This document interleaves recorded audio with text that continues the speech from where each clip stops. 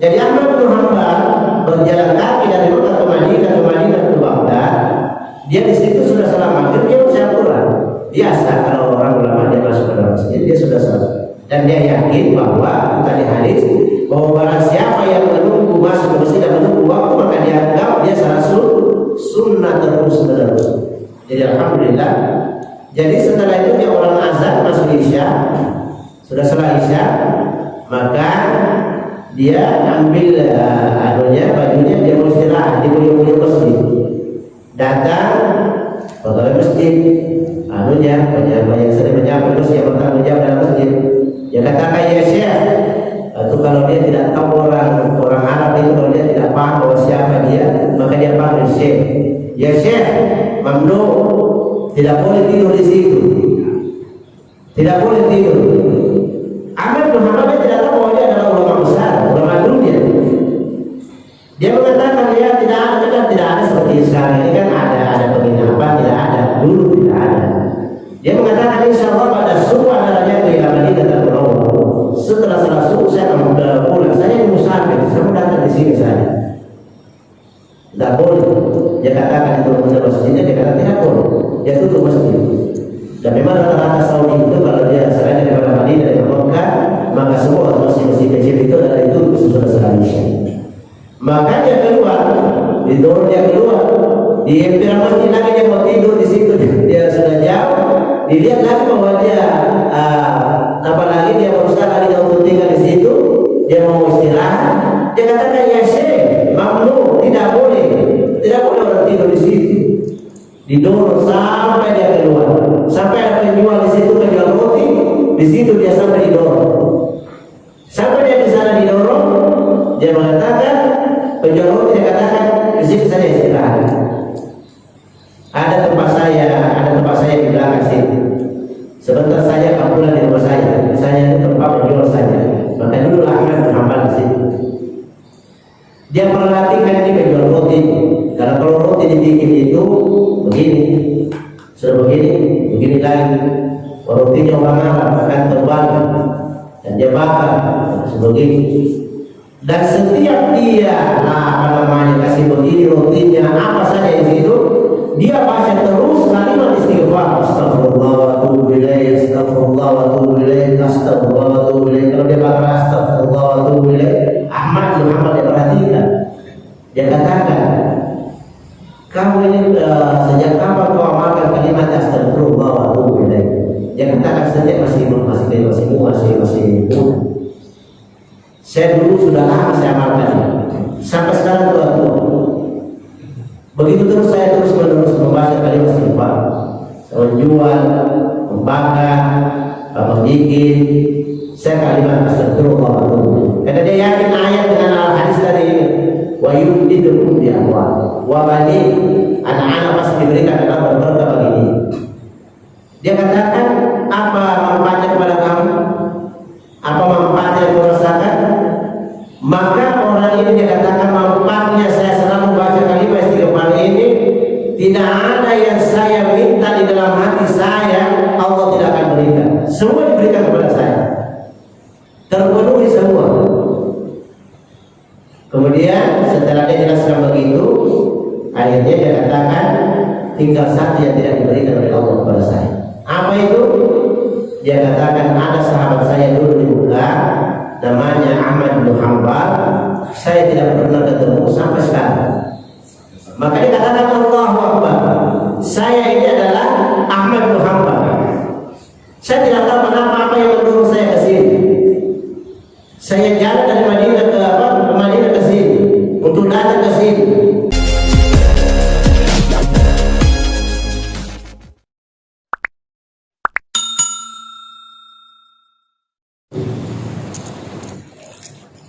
Bismillahirrahmanirrahim. Assalamualaikum warahmatullahi wabarakatuh. Waalaikumsalam warahmatullahi wabarakatuh. Innal hamdalillah nahmaduhu wa nasta'inuhu wa nastaghfiruh wa na'udzu billahi min shururi anfusina wa sayyiati a'malina. May yahdihillahu fala mudilla lahu wa may yudlil fala hadiya lahu. Wa asyhadu an la ilaha illallah wahdahu la syarika lahu wa asyhadu anna Muhammadan abduhu wa rasuluh sallallahu alaihi wa ala alihi wa sahbihi wa sallam. Jemaah yang dimuliakan oleh Allah Subhanahu wa taala, alhamdulillah bersyukur kepada Allah Subhanahu wa taala atas nikmat yang diberikan kepada kita sekalian, sehingga pada hari ini, pada malam ini kita masih sempat mengucapkan alhamdulillah sebagai penghubung antara hamba dengan Allah Subhanahu wa taala. Karena tidak ada kalimat yang paling indah, yang paling baik, yang paling tinggi nilainya di sisi Allah Subhanahu wa taala hamba yang selalu mengucapkan alhamdulillah sebagai wasilah penghubung antara hamba dan kita. Jemaah yang dimuliakan oleh Allah Subhanahu wa taala, pada minggu yang lalu kita telah baca tentang hadis yang masalah orang yang tinggal di dalam masjid tidak lain adalah untuk menunggu waktu untuk salat selanjutnya. Maka di dalam hadis Bukhari Muslim dikatakan bahwa dia itu dianggap dia salat terus menerus. Jadi subhanallah, makanya Nabi dia sunnah mengakhirkan waktu isya. Sunnah kalau kita akan mengakhirkan waktu itu sunnah. Apalagi kalau kita akan duduk kajian, maka duduknya seorang hamba di masjid itu dianggap dia sholat sunnah terus menerus. Pada hadis selanjutnya kita akan baca yaitu tentang masalah hakikatul istighfar wa taubah. Ya, hakikatul istighfar wa taubah. وعن ابن عباس رضي الله عنهما قال رسول الله صلى الله عليه وسلم من لزم الاستغفار جعل الله له من كل ضيق مخرجا ومن كل هم فرجا ورزقه من حيث لا يحتسب. رواه Bukhari. Ini hadis Rasulullah SAW yang diceritakan oleh Ibnu Abbas. Ibnu Abbas ini adalah sepupu Rasulullah SAW. Abbas bapaknya Abdullah. Abdullah inilah yang meriwayatkan hadis bahwa Rasulullah SAW man lazimal istighfar. Ini Ibnu Abbas pacarane atau dia bersaudara Abdullah bapaknya Rasulullah SAW. Jadi makanya Abdullah ini Ibnu Abbas ini adalah dekat sekali dengan Rasulullah SAW. Jadi kadang-kadang dia bermalam di rumah Rasulullah SAW karena dia dianggap sebagai adik beradik, karena dia sepupu satu kali. Makanya kalau Umar bin Khattab sewaktu dia jadi khalifah, dia kumpulkan semua para sahabat yang meminta pendapat, maka dia hadirkan anak kecil ini Abdullah bin Abbas, karena begitu cerdasnya. Yang kedua, dia banyak dengan bergaul dengan Rasulullah SAW. Contoh, waktu Rasulullah SAW dia salat tengah malam, dia juga bangun, dia ikut salat tengah malam. Tapi kalau orang salat berjamaah cuma 2 orang saja, maka kita imamnya dia hampir berdekatan dengan kepala kita kalau sujud, tidak terlalu beda. Tidak sama yang kita lihat itu dulu bahwa satu di depan satu di belakang. Tidak. Kalau 2 orang kita harus mendekat dengan imam, dekat. Jadi kalau kita sujud hampir kepala kita sejajar dengan dia. Abdullah bin Abbas waktu dia salat berjamaah dia berada di sebelah kiri. Maka Rasulullah SAW dia putar dari sebelah kiri menjadi sebelah kanan.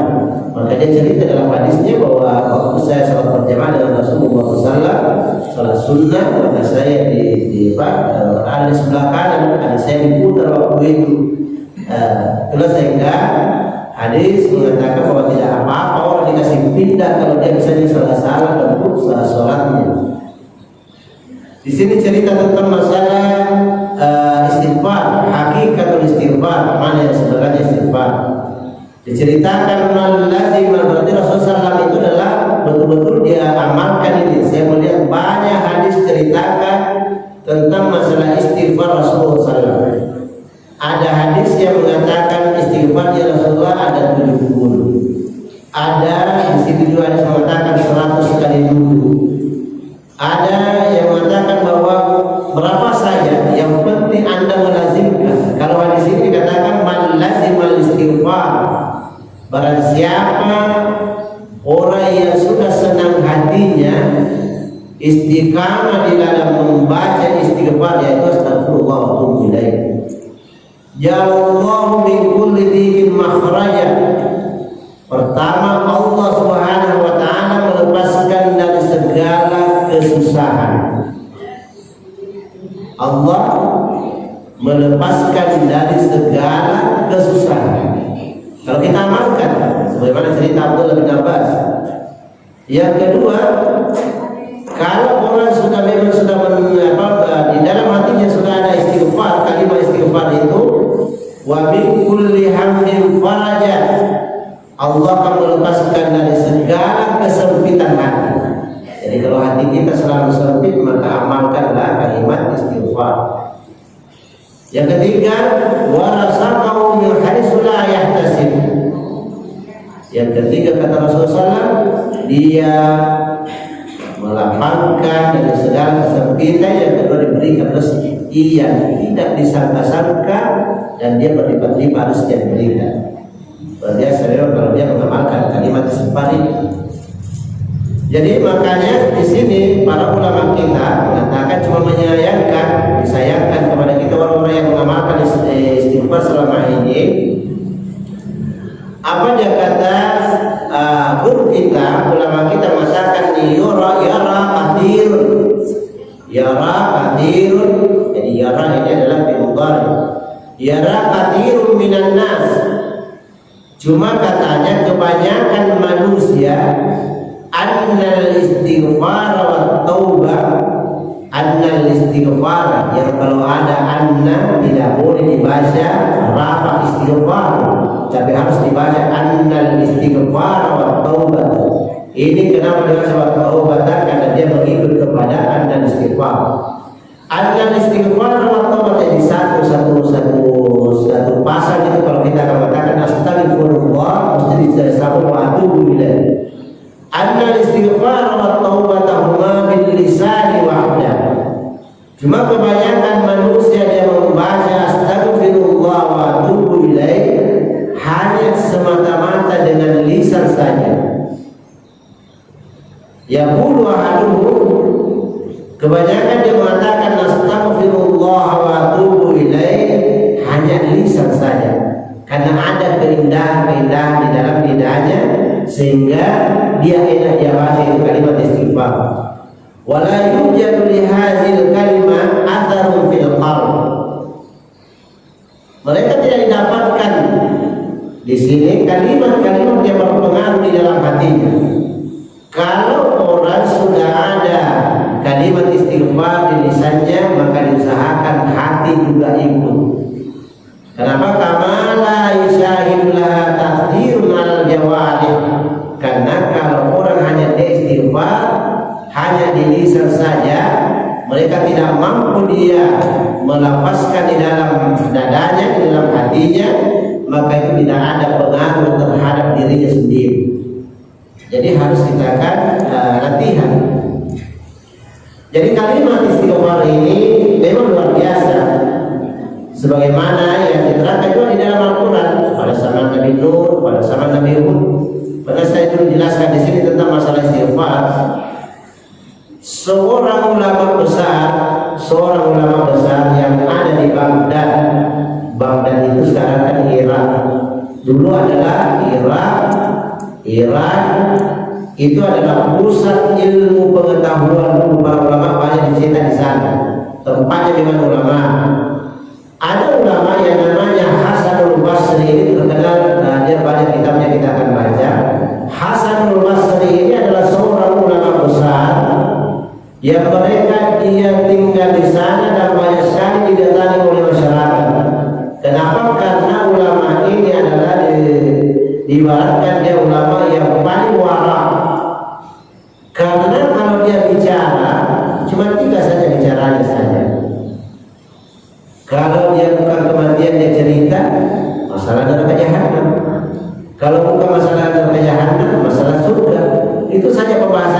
sehingga mereka dikenal di masyarakat bahwa guru kita itu adalah beliau itu sangat waras sekali. Jadi makanya Hasanul Basri dikutip di dalam kitab ini dikatakan bahwa beliau didatangi masyarakat di rumahnya dan dia antri. Ada 3 orang yang mengadukan nasibnya ya syurhat kepada Hasanul Basri. Dia mengatakan yang pertama, ya imam itu adalah seorang ulama besar. Kalau dia pakai imam, ya imam, saya ini adalah sudah bertahun-tahun sudah kawin dan tidak punya anak. Sudah bertahun-tahun sudah kawin dan tidak punya anak. Saya sudah keliling berobat. Saya ke tabib, istilahnya dulu itu tabib, kalau sekarang kan dokter. Saya sudah keliling kepada tabib dan ternyata sampai sekarang tidak ada anak saya. Maka Hasanul Basri memberikan jalan kedua, dia katakan perbanyak membaca istighfar. Subhanallah, perbanyak istighfar. Kalau tidak ada anak dan anda sudah berusaha, maka kembali memperbanyak istighfar. Jangan ada waktu. Pokoknya baca terus istighfar itu. Astagfirullah wa atubu ilaih, astagfirullah wa atubu ilaih, astagfirullah, terus menerus sampai melekat di dalam hati kita. Sudah selesai dia dikatakan bahwa memperbanyak istighfar, maka data yang kedua. Dia katakan, ya imam, saya juga ada masalah. Ada apa masalahnya? Dia katakan bahwa saya ini ada penyakit di dalam tubuh saya dan saya sudah keliling juga berobat, ternyata tidak akan sembuh-sembuh, dan itu sudah bertahun-tahun. Kalau dia datang sakitnya, saya tidak bisa sabar. Maka Imam Basri mengatakan, seorang ulama besar ini mengatakan perbanyak istighfar. Besar. Dia keluar karena banyak orang. Yang ketiga dia datang lagi mengatakan, ya imam, kerja saya di Irak ini adalah berkebun. Ternyata saya tidak bisa meningkat. Harta saya begini, padahal saya bekerja sesuai dengan sama-sama dengan simpulan-simpulan. Kadang-kadang di situ hujan, saya tidak ada hujan. Sehingga dia tanamannya dia tumbuh dengan baik, saya tidak. Maka Imam Basri karena dia berpegang kepada sunnah, pada hadis Rasulullah SAW yang telah kita tadi baca, maka dia mengatakan perbanyak istighfar. Maka setelah dia keluar ini, maka datang dia istri yang mengatakan, ya Syekh, jadi kalau panggilan dari Syekh adalah penghargaan. Ya Syekh, kenapa kamu tidak berikan jalan keluar ini yang 3 ini? Ini katanya sangat mengharapkan sesuatu, karena dia sudah lama dia keliling, bekerja, berobat, cari anak, ternyata tidak dikabari oleh Nabi. Maka Imam Basri mengatakan, seorang ulama itu kalau dia ngomong, dia bahasanya dia tidak terlalu panjang. Dia katakan, kau dengar tadi ketiga orang ini adalah semua dia sudah ikhtiar, sudah berusaha. Tinggal yang menjanggal ini adalah tentang masalah dosa. Ada dosa di dalam hatinya sehingga mereka itu tidak diberikan oleh Allah Subhanahu wa ta'ala. Maka setelah itu dia keluar, dia amalkan, dan subhanallah ternyata nabi-nabi dulu juga kalau ada masalah juga, termasuk Nabi Nuh, Nabi Hud. Kalau kita akan membaca sejarahnya, subhanallah ini diberikan juga Allah Subhanahu wa ta'ala juga menurunkan tentang masalah ayat ini, menyangkut tentang masalah istighfar. Apa dia katakan? As-sanad syar'i, sanad artinya hadis syar'i. Artinya kalau kita kembali kepada sanad syar'i, agama Allah Subhanahu wa ta'ala, liqaulil istighfar wa taubah mimma fatihir rizq, termasuk orang yang mengamalkan itu adalah pembuka segala rezeki. Kata Rasulullah, mimma fatihir rizq, membuka dari seluruh rezeki kita.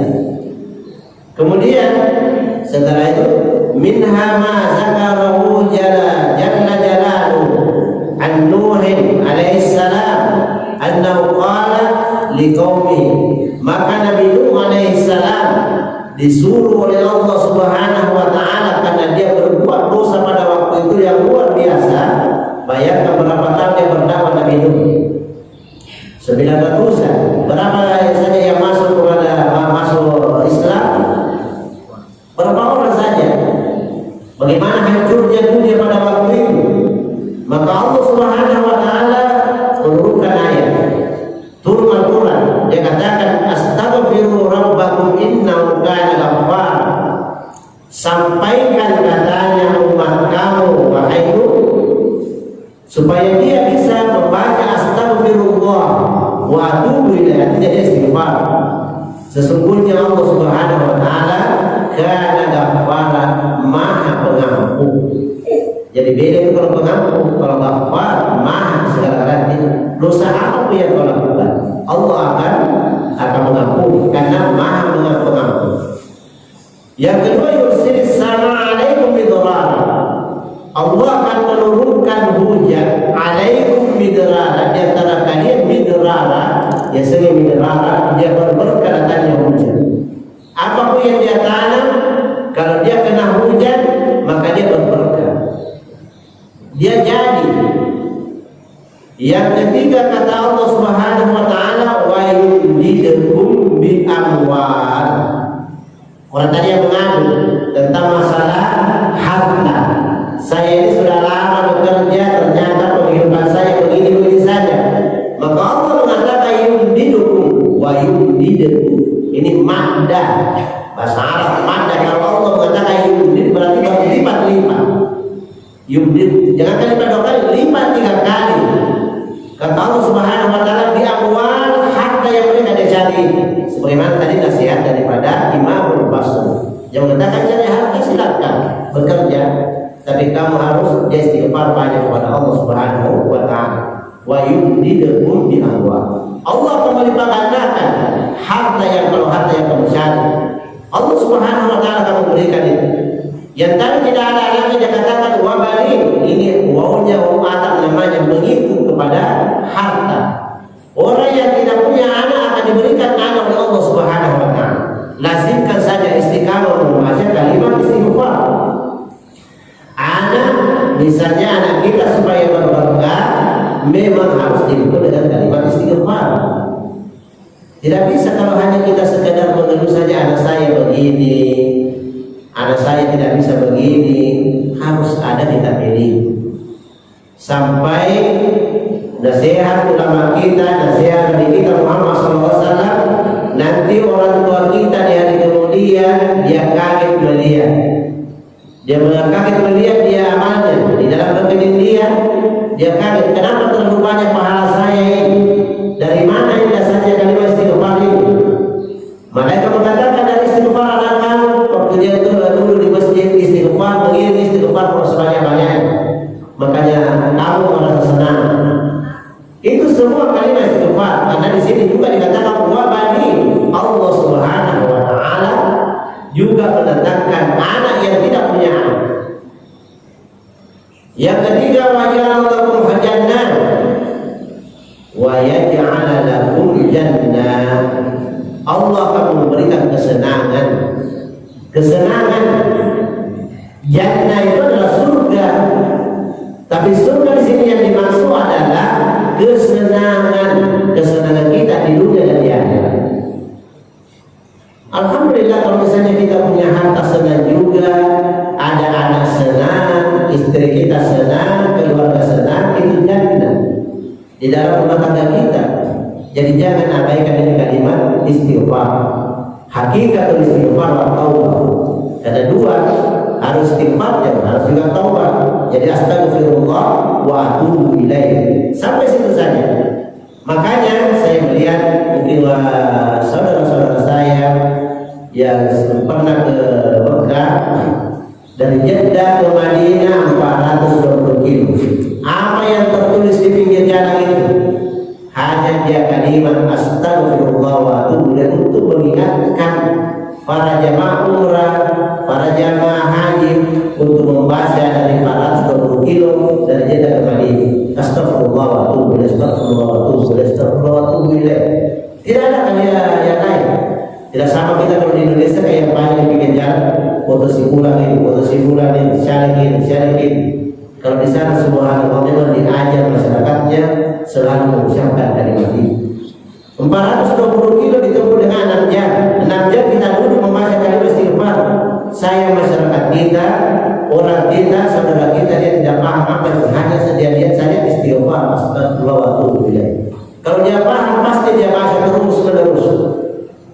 Dari Madinah ke Makkah Mukarramah 420 kilo juga. Apa yang tertulis di pinggir jalan itu kalau Anda perhatikan adalah kalimat astagfirullah wa atubu ilaih.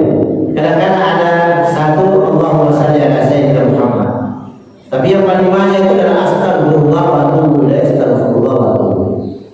Jadi makanya ini harus ditanamkan kepada anak-anak kita, saudara-saudara kita, istri kita, suami kita, bahwa ternyata Allah Subhanahu wa taala mengajarkan kaum Nabi Nuh. Kaumnya Nabi Nuh bagaimana waktu itu mereka diajar oleh Allah Subhanahu wa taala apa dia katakan yursilis sama alaikum midrara, Allah akan menurunkan hujan midrara dalam keadaan berkah. Yang kedua adalah wa yumdidukum bi amwalin, melipat gandakan harta kamu. Artinya alhamdulillah kalau Allah akan memberikan kepada kita. Kalau kita perlu dia ada. Wabani yang tidak punya anak Allah akan memberikan anak. Tapi dikatakan tadi di hadis ini adalah lazimkan istighfar itu. Istiqamah kamu kemana saja. Kau naik mobil ke sana baca terus. Kau turun dari rumah ke sana baca saja. Kau masuk dalam masjid baca saja. Jalan-jalan baca saja.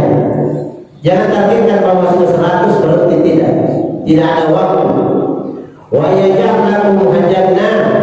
Allah Subhanahu wa taala menjadikan surga ketenangan di dalam rumah tangga kalian kepada anak kalian. Wa yaj'alakum anhara, dan Allah Subhanahu wa taala menjadikan sungai-sungai ini adalah semua adalah berair. Tidak ada kering. Sekarang kan banyak sungai-sungai kering. Itu Allah Subhanahu wa taala akan memberikan air kita dengan berberkah. Insyaallah kita akan mengamalkan, mudah-mudahan dia memberikan hidayah kepada kita. Innahu kana ghaffara, anzalallahu ta'ala mataran. Allah Subhanahu wa taala menurunkan hujan. Subhanallah, luar biasa kalau kita mengamalkan. Qala Ibnu Abbas radhiyallahu anhu, midrara yattabi ba'daha ba'dan. Dia pada selesai sini, pulis di sini. Nabi apa? Sahabat Nabi Muhammad SAW Abbas. Iksallah ta'ala amal wa maulad. Kalau anda mengamalkan ini, Allah Subhanahu wa ta'ala memberikan harta dengan anak. Kalau tahu di tafsir, Allah Subhanahu wa ta'ala menyebutkan di dalam tafsirnya, di dalam Ibnu Katsir, wa yumdidukum bi amwalin wa banin yaksuru amwalakum wa auladakum. Allah akan memberikan semua itu apa yang kamu harapkan.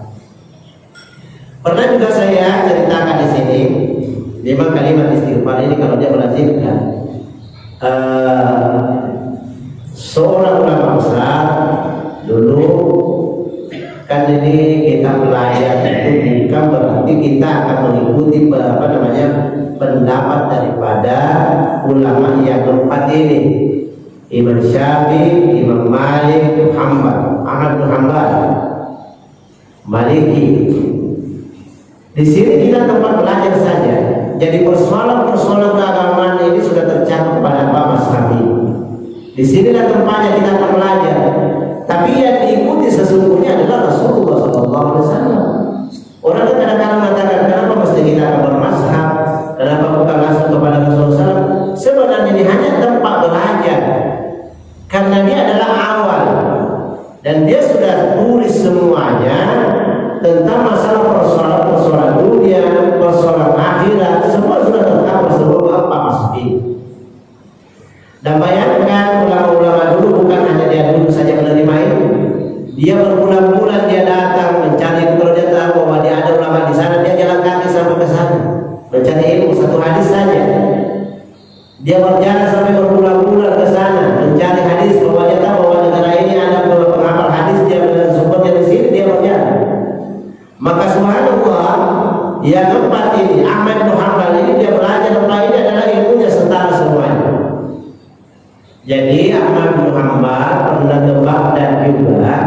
ke Baghdad, rata-rata ulama itu ke Baghdad dia jalan kaki sampai ke sana, dari Mekah ke Madinah ke Irak. Sampai di Irak dia sudah salat maghrib, ya seperti ini sudah salat maghrib, dia duduk mengaji.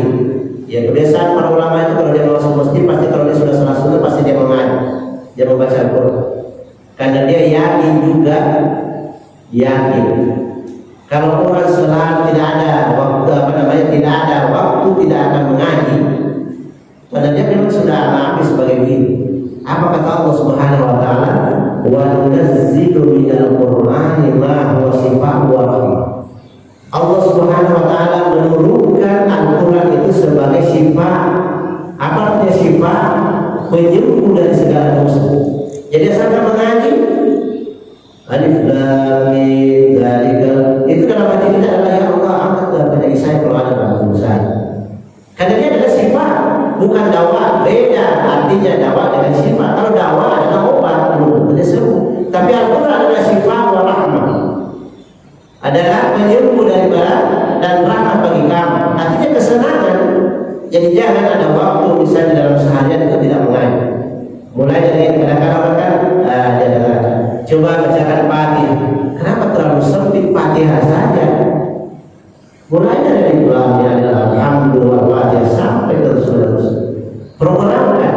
Kalau memang misalnya 1 ayat sehari, 2 ayat sehari, 3 ayat sehari, itu saja diulang-ulang sampai terus. Jangan bosan-bosan, anggaplah itu adalah sebagai sifat kita. Jadi tidak ada keluhan. Jadi Ahmad bin Hanbal berjalan kaki dari Mekah ke Madinah ke Baghdad. Dia di situ sudah salat maghrib, dia baca Al-Quran. Biasa kalau orang ulama dia masuk ke dalam masjid dia sudah salat. Dan dia yakin bahwa tadi hadis bahwa barang siapa yang menunggu masuk ke masjid dan menunggu waktu maka dia anggap dia salat sunnah terus. Jadi alhamdulillah. Jadi setelah itu dia orang azan masuk Isya, sudah salat Isya, maka dia ambil bajunya dia mau istirahat di pojok masjid. Datang pegawai masjid, banyak sering menjawab terus yang bertanggung jawab dalam masjid. Dia katakan ya Syekh, itu kalau dia tidak tahu orang Arab itu kalau dia tidak paham bahwa siapa dia, maka dia panggil Syekh. Ya Syekh, mamnu, tidak boleh tidur di situ. Tidak boleh tidur. Ahmad bin Hanbal tidak tahu bahwa dia adalah ulama besar, ulama dunia. Dia mengatakan dia tidak ada seperti sekarang ini kan ada penginapan, tidak ada, dulu tidak ada. Dia mengatakan insya Allah pada subuh adanya kehilangan ini datang berawal. Setelah salat subuh saya akan pulang. Saya ini musafir, saya datang di sini saja. Tidak boleh. Dia katakan itu masjidnya, dia katakan tidak boleh. Dia tutup masjid. Dan memang rata-rata Saudi itu kalau dia selain daripada Madinah dari Mekah, maka semua masjid-masjid kecil itu adalah itu sudah selesai. Maka dia keluar, didorong dia keluar, di empiran masjid lagi dia mau tidur di situ, dia sudah jauh, dilihat lagi bahwa dia apalagi dia berusaha lagi untuk tinggal di situ, dia mau istirahat, dia katakan ya Syekh, mamnu, tidak boleh orang tidur di situ.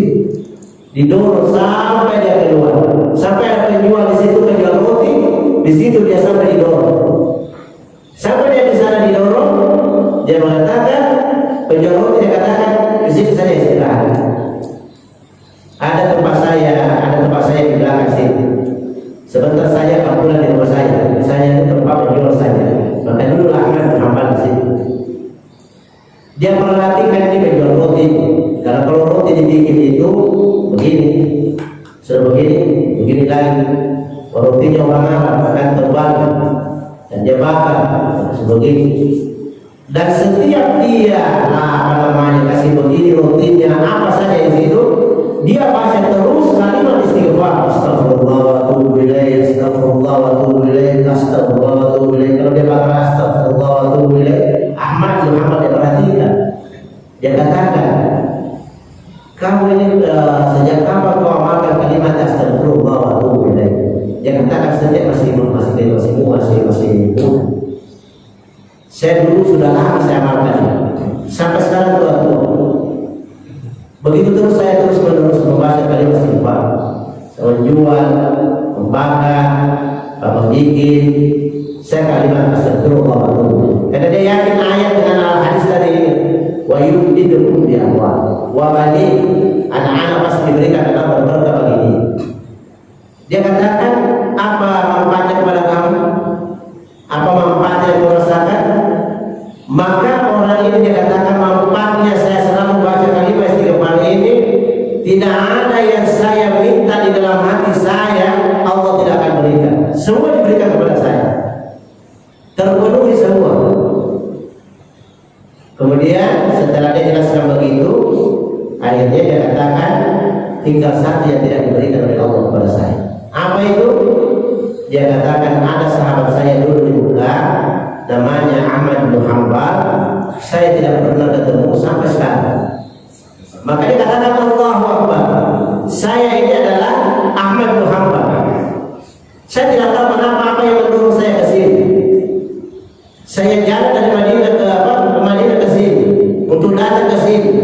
Berkali kalimat istighfar, dia datang sendiri itu rezeki.